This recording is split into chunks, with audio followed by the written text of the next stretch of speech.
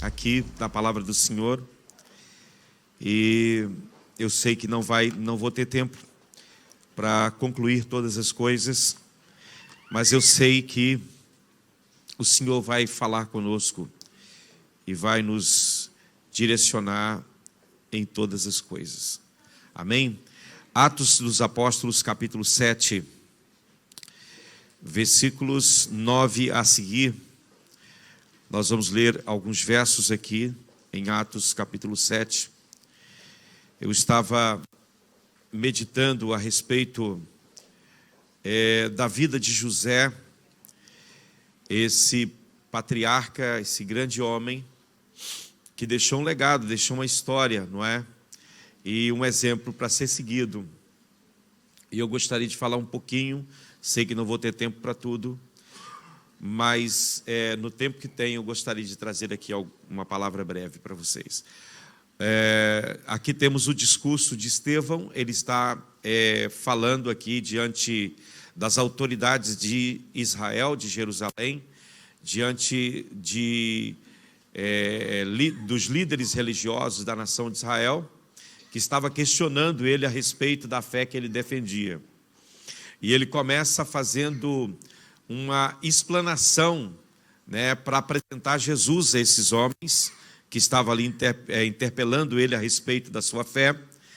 E ele começa em Abraão, quando o Deus da glória aparece a Abraão. E ele vai indo, fazendo, né, uma descrição, né, e falando a respeito de toda a história da nação de Israel para chegar até o Cristo. Mas no meio disso aí, ele coloca para a gente, né, a história de José. Vamos ver a história de José dentro da ótica de Estevão. Os patriarcas invejosos de José venderam-no para ser levado para o Egito, mas Deus estava com ele e o livrou de todas as suas aflições, concedendo-lhe também graça e sabedoria diante de Faraó, o rei do Egito, que o constituiu governador daquela nação e de toda a casa real. E depois houve fome e grande sofrimento em todo o Egito e também em Canaã. E os nossos pais não achavam o que comer. Mas quando Jacó ouviu que no Egito havia trigo, mandou pela primeira vez os nossos pais até lá. Na segunda vez, José se fez reconhecer pelos seus irmãos, e o faraó veio a conhecer a família de José. Então José mandou chamar Jacó, seu pai, e toda a sua parentela, isto é, 75 pessoas. E Jacó foi para o Egito, e ali morreu ele e também os nossos pais. Volta para mim no verso 9, e nós já vamos orar. Os patriarcas invejosos de José venderam-no para ser levado para o Egito. Mas grave essa frase: mas Deus estava com ele. Repete mais uma vez comigo: Deus estava com ele. Aleluia. Vamos orar. Pai, te damos graças em nome de Jesus. Louvamos a Ti, Senhor, por tantas bênçãos recebidas das Tuas mãos. Quero Te agradecer por esta manhã gloriosa, onde já aqui recebemos tantas coisas da parte do Senhor. E queremos agora, Deus, nesse tempo, nesses minutos que temos aqui, discorrer, ó Deus eterno, dentro, ó Deus eterno, daquilo que Tu colocaste no meu coração para estar ministrando aos Teus filhos na manhã desse dia, Pai. Abençoa cada coração aqui presente, que o Senhor esteja conosco e nos abençoe no nome de Jesus. Amém, amém. Meus queridos irmãos, pode sentar, por favor. Eu acho que quem tem mais pressa aqui sou eu, que vou para o Porto. Terminando o nosso culto aqui, eu vou para o Porto. Eu tenho a inauguração da igreja do Porto hoje, né? Logo mais, vamos estar inaugurando a nossa igreja no Porto. E eu saio logo a seguir o nosso culto aqui, já viajo para o Porto. Mas isso não quer dizer que eu vou demorar muito, viu, irmãos? Isso quer dizer que quem tem mais pressa aqui é eu. Por isso que eu vou adiantar as coisas aqui. Amém? A Bíblia diz, nesse texto que nós lemos, Estevão vai dizer que Deus estava com José em todas as suas situações. Deus é o guarda fiel do seu povo. Ele é aquele que guarda, protege e livra os seus filhos em meio às lutas, em meio aos problemas e em meio a todas as coisas que enfrentamos e que defrontamos na nossa caminhada. A caminhada cristã, ela não é constituída de um céu de brigadeiro, como dizem, né? E um mar de rosas. Às vezes pensamos, não, a caminhada cristã é moleza, aceita Jesus e o resto vai ficar tudo bem, não é? Mas não é bem assim, daí você aceita Jesus e as coisas viram de ponta cabeça, não é? Eu costumo dizer que a vida com Jesus é como andar de montanha-russa. Tem hora que você está, né, virado de ponta cabeça, tem hora que você está descendo, tem hora que você está subindo, dá uns arrepios terrível. Quando você pensa que tem estabilidade, já vem logo a descida, não é? Essa é a vida cristã. É a vida cristã normal, não é? Eu acho interessante que o Salmo 77 fala que Deus faz os seus caminhos no meio da tormenta, não é? No meio da tormenta, Ele passa com a gente por lugares e dificuldades que às vezes nós não entendemos e nem compreendemos o porquê, não é? Nós estamos, eu imagino que José, no meio das suas provações, muitas vezes ele perguntava para Deus: Senhor, peraí, mas o Senhor não deu a palavra de que estaria comigo? E você vai ver no Salmo 5 que o que provava Davi era de fato a palavra que ele recebeu. A palavra que ele recebeu é que era a grande prova para Davi. Não era enfrentar Potifar com as acusações da sua esposa, não era enfrentar os seus irmãos com a inveja e vendendo ele como escravo.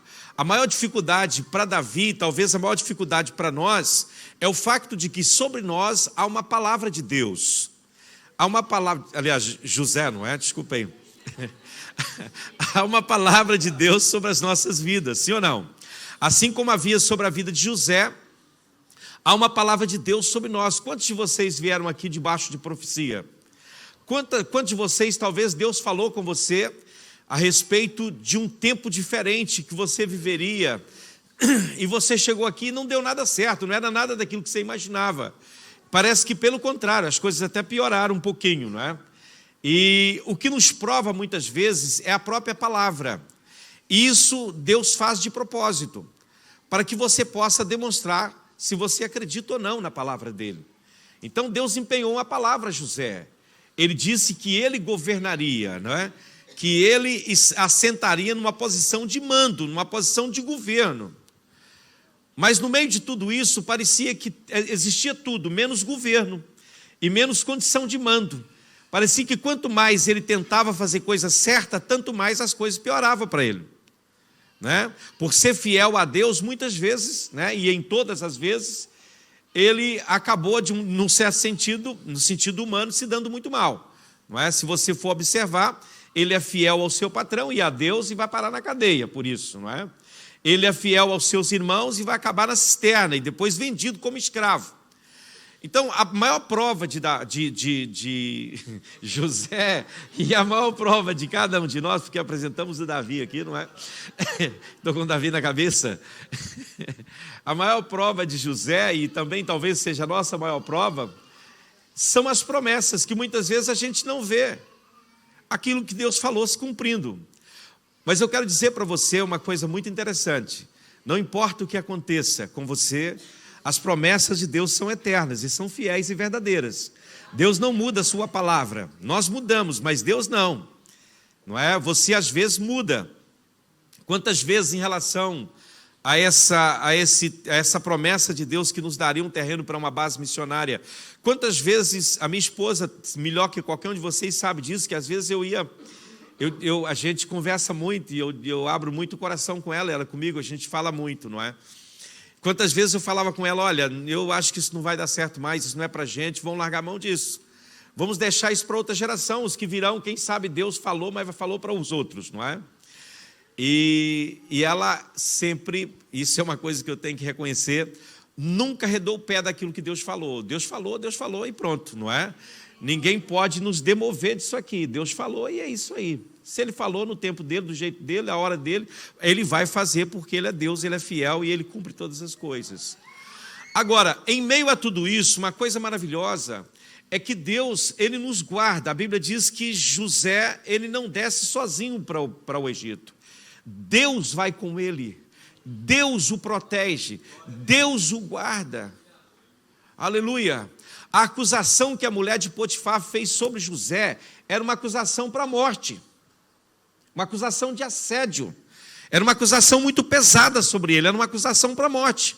Mas Deus livrou José, e Deus livra cada um de nós. Eu gosto muito da palavra de Davi no Salmo 16, versículo 1. Davi, ele ora a Deus pedindo o seguinte, coloca o Salmo 16, verso 1. Guarda-me, ó Deus, porque em ti me refugio. Quando você se refugia em Deus, Ele é o guarda fiel da sua vida, amém? A palavra hebraica que Davi utilizou aqui para guarda-me, neste verso, ela é cheia de significado. Se você conseguisse ler o texto no original, você veria que os significados são vários, e são um significado muito forte essa palavra para nós. Na sua essência, Davi estava querendo dizer, em outras palavras, o seguinte: eu coloco a minha vida nas tuas mãos, e tu colocas uma cerca em volta de mim. Tu colocas um muro de proteção à minha volta, conforme está lá no capítulo 2 do livro de Zacarias. Ele disse, o Senhor vai dizer para Zacarias, diz aquele moço para não medir Jerusalém, porque Jerusalém será construída como uma cidade sem muro.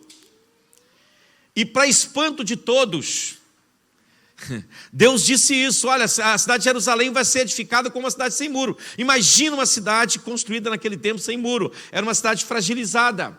Deus disse, eu serei o muro de fogo em volta de Jerusalém. Muitas vezes nós estamos confiantes, nas soluções humanas, nas soluções dos homens. E Deus está falando conosco aqui, Davi está dizendo, Senhor, guarda-me, porque em ti me refugio. Ele está dizendo em outras palavras, coloca à minha volta um muro, uma parede de espinho protetor. Lá na base tem um poço de água mineral, um poço, é bem profundo aquele poço. E em volta do poço, os proprietários plantaram o que a gente chama lá no Brasil de arranha-gato, mas aqui eles chamam de silva. Não é? É uma planta, não é? Que é cheia de espinho. Qual é o objetivo daquilo? Eu perguntei ao Senhor, mas para que você plantou tanto em volta do poço? Ele disse para que os animais não pudessem cair lá dentro. E as pessoas também mantivessem distância do poço. Não é? Então é mais ou menos isso. É como se Deus colocasse um muro de silva em volta de nós, não é? Uma parede de espinho protetor, aonde o inimigo, de qualquer lado que ele vem, ele não consegue penetrar. Tamanho é o cuidado de Deus, para com as nossas vidas. Também esse texto significa, proteja-me, sustente-me. Não somente proteja, mas também traga para a minha vida aquilo que eu preciso. Quando Davi diz, protege-me, eu rogo que guarde-me, porque em ti me refugio, ele está dizendo, olha, eu não quero somente que o Senhor me guarde do mal, mas que o Senhor também me sustente, aleluia, nos momentos de aflição e de dificuldade da minha vida, porque hão de ser muitos, aleluia. Davi cria que Deus, ele preserva os retos, ele cuida do fiel. Deus tem um compromisso com o fiel, irmãos, de guardar e proteger. Se você é fiel a Deus, não se preocupe. Há um muro invisível à sua volta que você não pode ver, que os homens não podem ver, mas o mundo espiritual enxerga, os demônios enxergam de certeza e diz, eu não posso chegar ali. Eu não tenho autoridade para me aproximar dele ou dela. Eu não posso tocar na casa dele ou dela, porque há uma proteção de Deus, há um muro que você não vê, mas que está lá. Aleluia, louvado seja o nome do Senhor. Segundo a Bíblia, ele foi guardado e preservado em todos os seus caminhos. O Davi, ele pediu isso ao Senhor, e ele foi guardado em todos os seus caminhos. No Salmo 121, ele vai orar o seguinte, ele vai declarar, eis que não tosquenejará, verso 4, e nem dormirá quem? O guarda de Israel, é certo que não dormita e nem dorme o guarda de Israel, verso 5. Por favor, o Senhor é quem guarda você. O Senhor é a sua sombra onde? À sua direita. Não tenho tempo para entrar aqui nos detalhes disso. De dia não lhe fará mal o sol, nem de noite a lua. Verso 7. O Senhor guardará você de todo mal. Ele guardará a sua alma. Há uma proteção de Deus na vida do crente, aleluia. A mesma palavra hebraica que é usado lá no capítulo, no Salmo 16, é usado aqui no Salmo 121. É a mesma palavra para guardar, para proteger. E mais uma vez ele está falando desse cercado, desse muro que Deus coloca em volta de nós. Não é? Eu tenho uma sobrinha que ela tem muito medo de andar de avião. Ela diz: tio, se algum dia eu for viajar, tem que ser junto com o senhor, porque eu sei que o avião não vai cair com o senhor.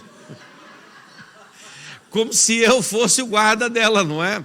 Quem é o homem que pode guardar alguém nesta vida, não é verdade?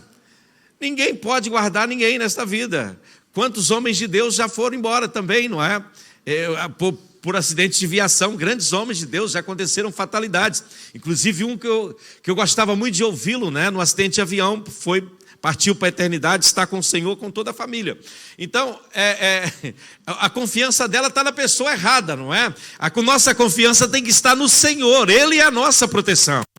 Ele é aquele que cuida de nós, sim ou não? Ele é a nossa companhia. Deus está sempre do nosso lado.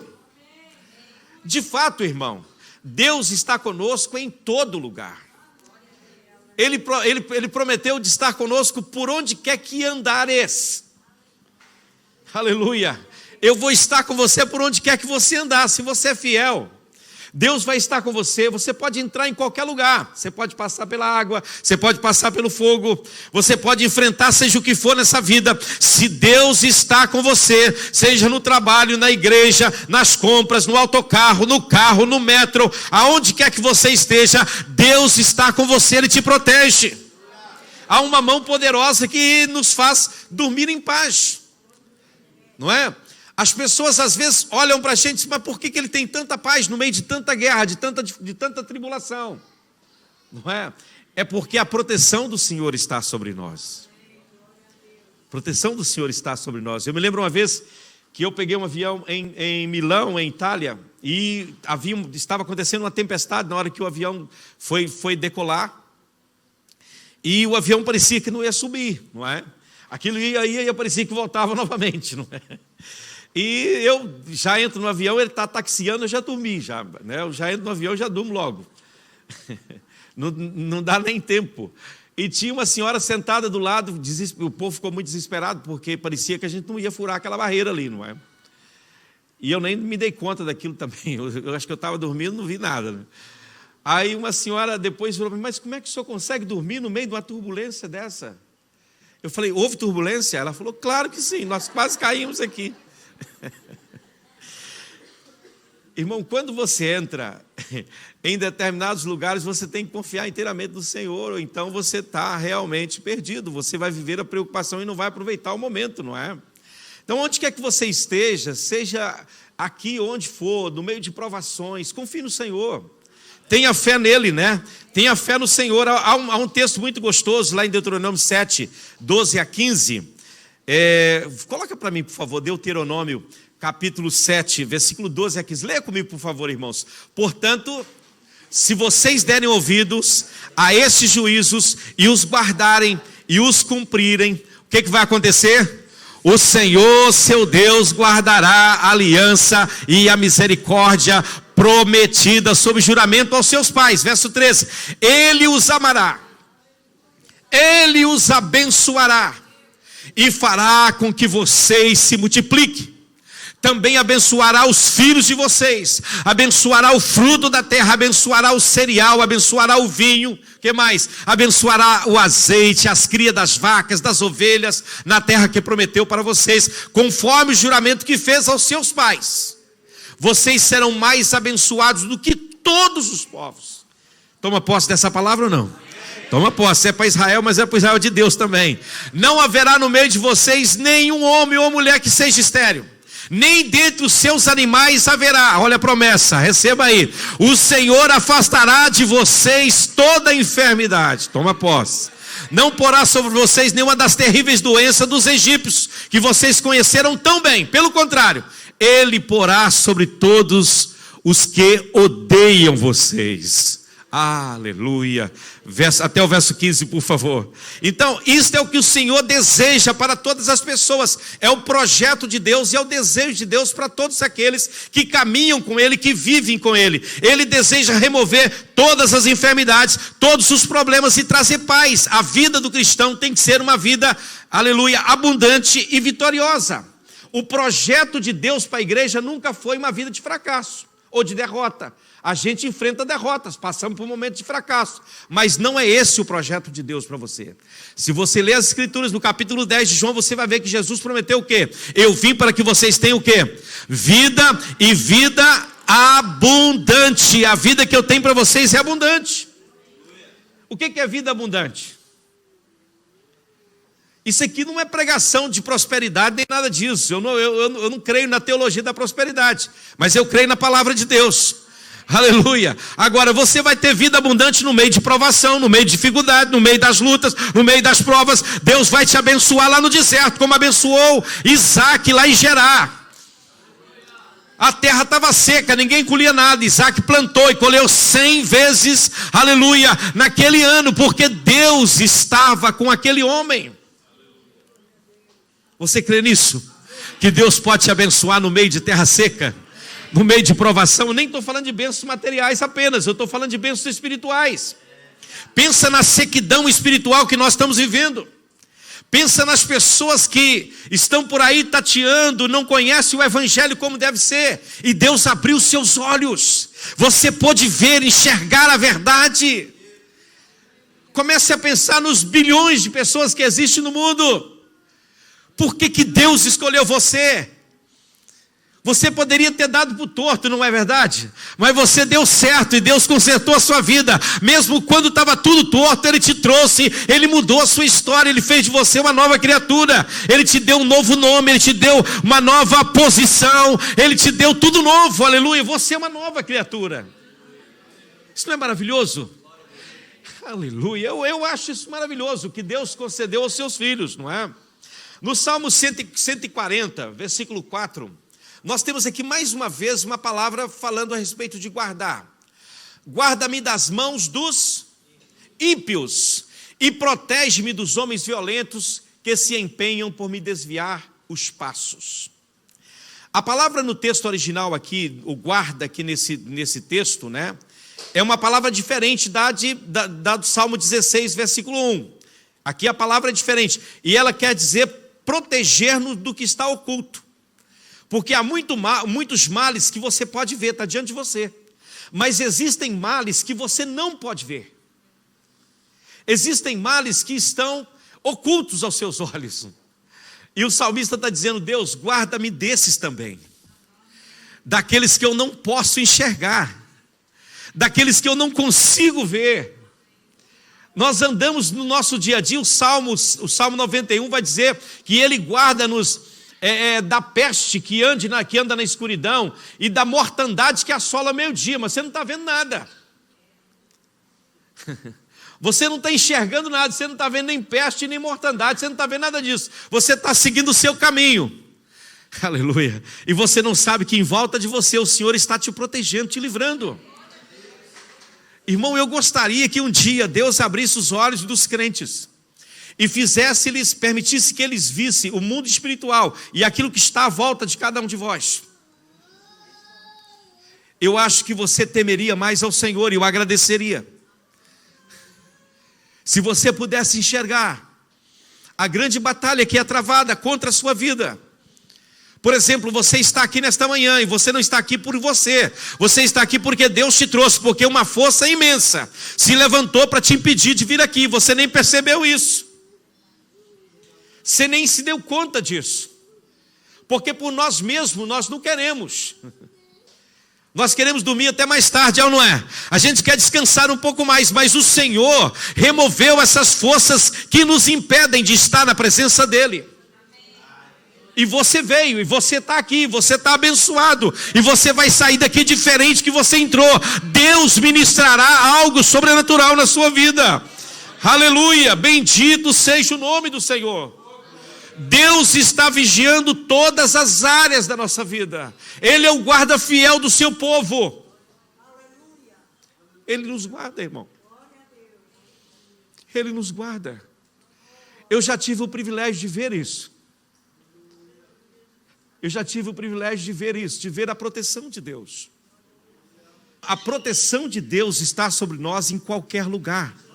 Aonde quer que você for, Deus está contigo. Ele protege a sua vida, Ele te livra de todo mal, Ele sustenta você. mas a mão do Senhor está sobre nós, há uma proteção de Deus. Isso são coisas espirituais, irmãos. Às vezes pensamos, não, isso é coisa do homem, é um homem maligno que veio, mas é um homem usado por forças malignas, que muitas vezes vêm contra a sua vida. E quantos livramentos você já teve e você nem sabe? Quantos livramentos de morte você já teve? Se eu pedir para vocês contarem, eu acredito que todos nós estamos aqui, temos uma história na nossa vida, onde fomos livres da morte de alguma forma, de algum meio. Não é? É ou não é, irmãos? Eu acredito que quase todos vocês têm aí um testemunho para contar, não é, Brian? De como Deus nos livra, de como Deus é bom. Agora, para que Deus nos livrou? Porque morrer um dia todos vamos, de alguma maneira vamos, sim ou não? Por que Deus te preservou até agora? Ele te preservou para um propósito, irmão. Ele te preservou para um propósito. Às vezes você não está entendendo agora, como José não entendeu nada. Mas o dia que os irmãos dele chegou no Egito, José disse para ele, olha, não fiquem tristes, porque vocês me venderam para cá, não foi vocês. Foi Deus. Foi Deus que me fez passar por tudo isso. Porque Deus tinha um propósito lá na frente, de preservar a nação de Israel. Talvez você não entenda o que está passando. Vamos ficar de pé, a gente já vai orar e já vamos para a mesa do Senhor. Talvez você não compreende o que está acontecendo consigo. Mas eu quero te dizer que o nosso Deus nos guarda. O nosso Deus nos protege. O nosso Deus nos livra. Aleluia. Deus é fiel, Deus é o guarda fiel do seu povo. Sim ou não, irmãos? Isso é o que a gente vê e o que a gente não vê. E o que não nos damos conta. Aleluia, Deus guarda a gente, irmãos. Deus protege as nossas vidas, sim ou não? Ele guarda a nossa entrada e a nossa saída, desde agora e para sempre. Aonde quer que você vá, Deus guarda. Que o Léo que viaja por essa Europa fora, se não é a mão de Deus sobre a sua vida. Quantos perigos Deus te livrou. Perigo que você conhece e que você desconhece. Não é? Só a mão do Senhor. A gente anda nessa vida, é só a mão de Deus para nos proteger e nos guardar. Creia nisso, o Senhor é o guarda fiel do seu povo. O Senhor desceu com José para o Egito. E Ele está com você em todos os lugares onde você for. Não importa as ameaças que venham, Deus vai entrar com você. É na fornalha, é na fornalha. É na cova dos leões, é na cova dos leões. É dentro d'água, é dentro d'água. Aonde quer que você for, Deus entrará com você e te protegerá e te livrará para a glória do nome dEle. Vamos orar, agradecer a Deus e vamos já para a mesa do Senhor. Eu queria convidar aqui os pastores, a gente vai estar já celebrando a ceia do Senhor neste momento.